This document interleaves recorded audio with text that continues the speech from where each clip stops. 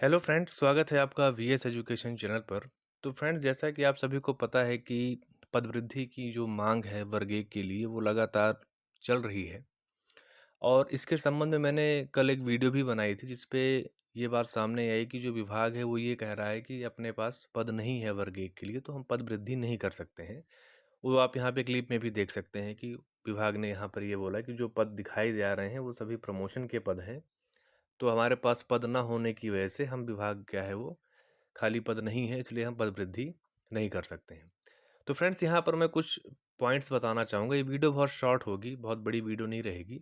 उस पे कुछ चीज़ें हैं जिसको थोड़ा सा समझने की ज़रूरतें हैं कि वहाँ से आपको समझ में आएगा कि आखिर प्रॉब्लम कहाँ पर आ रही है। तो एक एक करके शुरू करते हैं। तो पहला पॉइंट यहाँ पर ये है फ्रेंड्स कि एक आरटीआई लगाई गई थी डीपीआई में ही, जिस पे ये बात पूछा गया था डीपीआई से कि आखिर वर्ग 1 के टोटल कितने पदों का सृजन किया गया, समय समय पर किया गया। जैसे आपको मैं बताऊं तो 89 में भर्ती हुई थी, फिर 93 में हुई, फिर आपका 95 में हुई, फिर 2006-7 में हुई, फिर आपका 11 में हुई, फिर 18 में हुई, फिर आपका ये 23 में है। और 89 के पहले भी भर्तियां हुई हों, क्योंकि 56 में गठन हुआ है एमपी का, तो उसके बाद लगभग ये आप समझ सकते हैं कि 30 साल का जो समय सीमा है, तो कभी न कभी उसमें 2 3 4 5 बार और भी भर्तियां हुई होंगी। ये सब होने के बाद भी जब ये क्वेश्चन वहां पर पूछा जाता है कि कुल कितने पदों का सृजन हुआ या कितने पद आपके द्वारा खाली हैं, समस्त विषयों की संख्यात्मक जानकारी अगर दी जाए तो उसमें लिख दिया गया कि जानकारी यहाँ पर क्या है, आवेदकों द्वारा चाही गई जानकारी संधारित नहीं है, जानकारी तैयार कर दिए जाने का कोई प्रावधान नहीं है, तदनुसार आवेदक को अवगत करावे। मतलब कि उनको यही नहीं पता कि टोटल पद कितने हैं, संधारित कितने हैं। जब उनको ये चीज़ नहीं पता है तो ये कहना कि खाली पद ही नहीं, जैसा कि मैंने पिछली क्लिप में आपको दिखाया है कि साफ साफ विभाग ये कह रहा है कि पद खाली ही नहीं है, तो ये दोनों बातें विरोधाभासी हैं, है ना। दो में से एक ही बात सही हो सकती है। ठीक है, दूसरी चीज़ अगर मैं बताऊं आपको, तो जो आयुक्त मैडम है, मतलब जो डीपीआई की फ़िलहाल, उनका ये स्टेटमेंट आया है कि शिक्षकों के, यहाँ पर थोड़ा सा ब्लर होगा, इसको मैं पढ़ के आपको बता रहा हूँ कि शिक्षकों के पदों की जानकारी कहाँ से लेकर नोटिफिकेशन जारी किए गए हैं। ये नोटिफिकेशन 2023 की भर्ती परीक्षा की बात कर रहा हूँ, ठीक है ना। नोटिफिकेशन जारी किए गए हैं, यह मेरे संज्ञान में नहीं है, इसे देखने के बाद ही कुछ कह सकूँगी। हालांकि देखिए, डीपीआई के जो आयुक्त महोदय लोग होते हैं, मतलब श्रीमान जो होते हैं, उनका एक बहुत ही सीमित कार्यकाल होता है। ज़्यादा से ज़्यादा 2 साल, 1.5 साल, 2.5 साल, 3 साल, इससे ज़्यादा, क्योंकि बहुत सीनियर मोस्ट जो ऑफिसर्स होते हैं, जिनके जो कार्यशैली है काफ़ी काबिल तारीफ़ होती है, उन्हीं को फिर ऐसे-ऐसे बड़े पदों पर, प्रतिष्ठित पदों पर बिठाया जाता है। तो ज़ाहिर-सी बात है कि इतना बड़ा डिपार्टमेंट है, तो इतनी बड़ी जानकारी को कलेक्ट कर पाना बहुत शॉर्ट टर्म में ये किसी के लिए पॉसिबल नहीं होगा। तो यहाँ पर अगर उन्होंने ये बात कही है तो इसका ये अर्थ नहीं है कि उनको जानकारी प्राप्त नहीं है या वो प्राप्त करना नहीं चाहती। वो जब चाहेंगी अपने विभाग में अपने जो सबऑर्डिनेट्स को कहेंगी तो उनको जानकारी अवेलेबल करा दी जाएगी। लेकिन जो वहाँ पर रेगुलर रूप से कार्य कर रहे हैं, करीबन 20 साल, 30 साल, जैसे जो मतलब जो ऐसे-ऐसे पद होते हैं जहाँ पे लगभग बहुत समय से कार्य होता है, उनको अगर ये जानकारी नहीं कि पद कितने संधारित हुए हैं, तो फिर ये कहना कि पद खाली नहीं है, ये बात भी मतलब सही नहीं मानी जा सकती।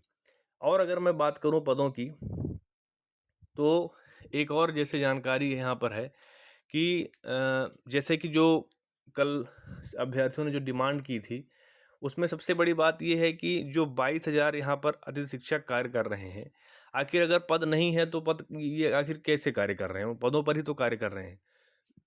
और राजपत्र जो 2022 का था उसमें 34,789 पद खाली थे, जिसमें से 50% यानी 17,394 पद क्या होंगे? सीधी भर्ती से भरे जाएँगे। तो पदों की जानकारी तो वहाँ से भी निकल सकती है। फिर अगर मैं बात करूँ कि जो अभी जो प्रमोशन का आया था, इसमें भी स्वीकृत पद लिखा है 34,789, कार्यरत यहाँ पर कितने हैं? 10,256।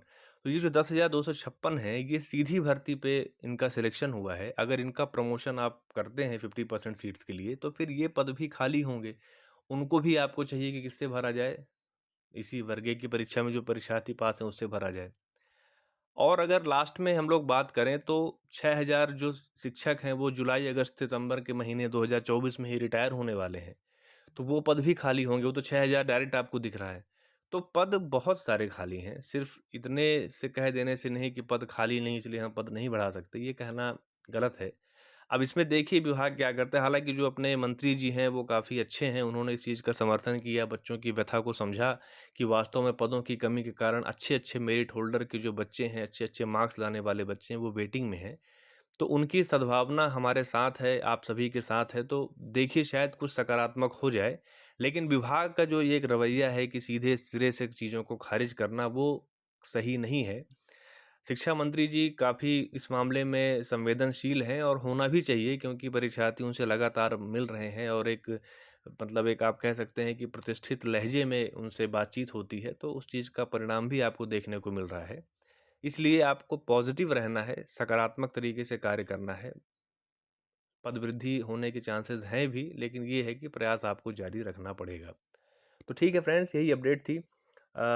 अगर आपको मेरा वीडियो अच्छा लगा हो तो आप प्लीज़ उसे लाइक कीजिए, अपने फ्रेंड्स सर्कल में शेयर कीजिए और चैनल पर अगर पहली बार आ रहे हैं तो प्लीज़ आप चैनल को सब्सक्राइब कर लीजिए। Thank you.